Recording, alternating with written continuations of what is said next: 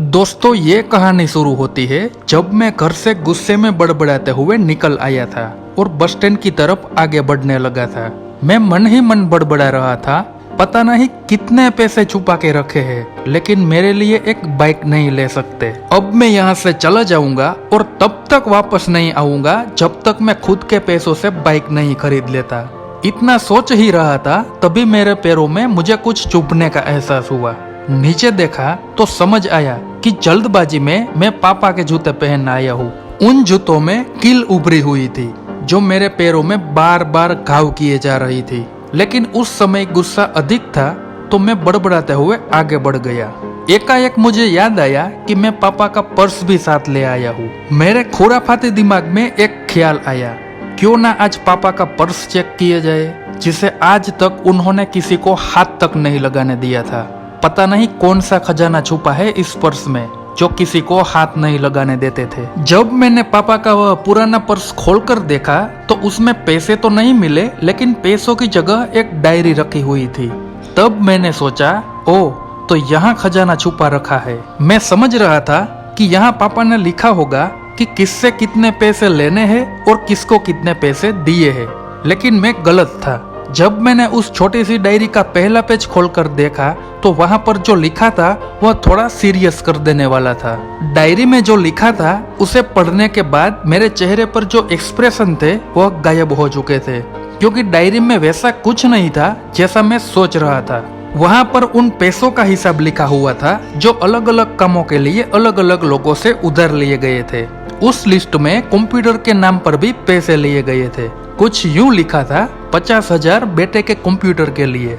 यह वही कंप्यूटर था जिसे मैं आज तक यूज कर रहा हूँ, लेकिन मुझे यह पता नहीं था कि उस कंप्यूटर को खरीदने के लिए पैसे कहाँ से आए थे, लेकिन आज पता चल रहा था। मुझे आज भी याद है जब मैंने पहली बार कैमरे के लिए जिद की थी, जो मेरे पापा ने मुझे 2 हफ्ते बाद मेरे बर्थडे पर ला कर दिया था, जिसे देखकर मैं बहुत खुश हुआ था। और मुझे खुश देखकर मुझसे कहीं ज्यादा अगर कोई खुश था तो वह थे पापा।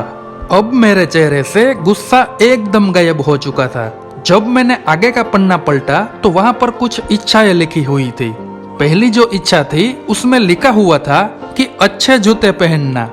यह बात मेरी कुछ समझ में नहीं आई। तभी मेरा पाँव अचानक सड़क पर भरे हुए पानी पर जा पड़ा और तभी मेरे पाँव में कुछ गीलीपन होने का एहसास हुआ।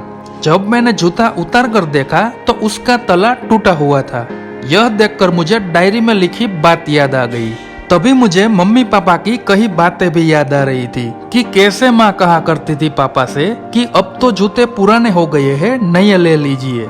तो पापा अक्सर यह कहकर टाल दिया करते थे कि जूते अभी और चलेंगे, अभी कुछ दिन पहले ही तो लिए थे। मुझे आज समझ आ रहा था कि कितने दिन और चलेंगे। साथ ही साथ यह भी समझ आ रहा था कि पापा पर्स को क्यों छुपा कर रखते थे।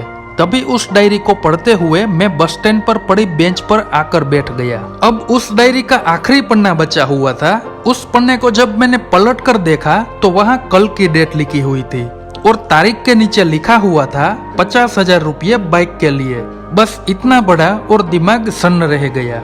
अब मेरे मन में कोई शिकवा गिला नहीं बचा था, बस मेरी आंखों से आंसू चले जा रहे थे। मुझे आज तक पता नहीं चला कि तब मैं क्यों रोए जा रहा था। अब मैं जल्दी से घर की तरफ भागा, लेकिन जूतों की वह कील पाँव में अब तक घाव बनाने में कामयाब हो चुकी थी। मैंने जूतों को रास्ते में ही निकालकर फेंक दिया और भागते लड़खड़ाते हुए घर जा पहुंचा, लेकिन पापा घर पर नहीं थे।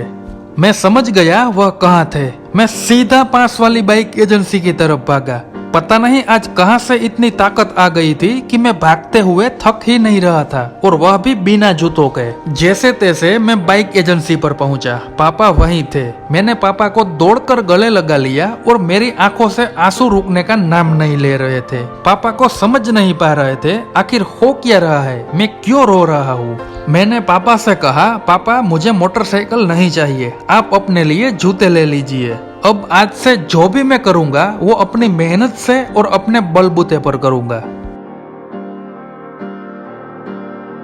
तो दोस्तों, यह थी कहानी एक पिता और बेटे की।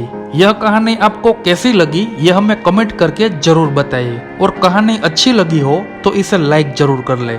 और ऐसी ही कहानियाँ आप डेली सुनना चाहते हैं तो हमारे चैनल को सब्सक्राइब करना ना भूले और साथ ही बेल आइकन जरूर दबा दे। तो चलिए दोस्तों, जल्द ही मिलते हैं एक ऐसे ही स्टोरी के साथ। तब तक के लिए गुड बाय।